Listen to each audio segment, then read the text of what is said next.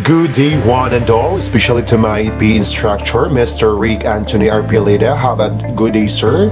And I am Zaldi Biguardi Jr. from Bachelor of Science in Tourism Management, Section 2A. And for this video, we're going to answer three particular questions related to PE3. So let's proceed to question number one. What are some of the traditional or indigenous games in your local area are your favorite and fun to play with?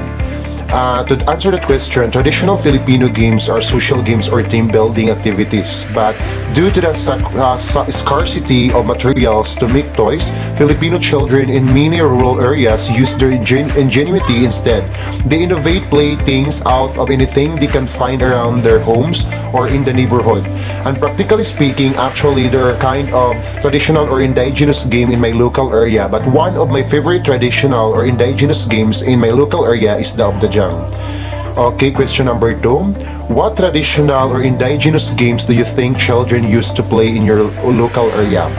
To validate that question is Piko, Patintiro, Taguan, Tumbang Priso, Shato, Sipa, and Loksong Tinig are some of the famous and favorite traditional games in the Philippines.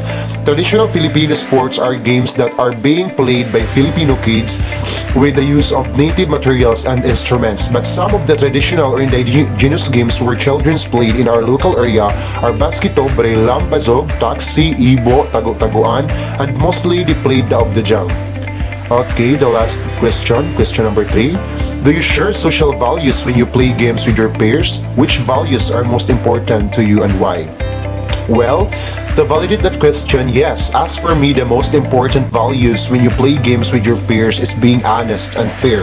I was thinking before that character should I always, at its first rate, I think I would go with saying a yes. Social values is a vital things in order for us to determine that and clinch what is satisfactory as well as what is dissatisfactory.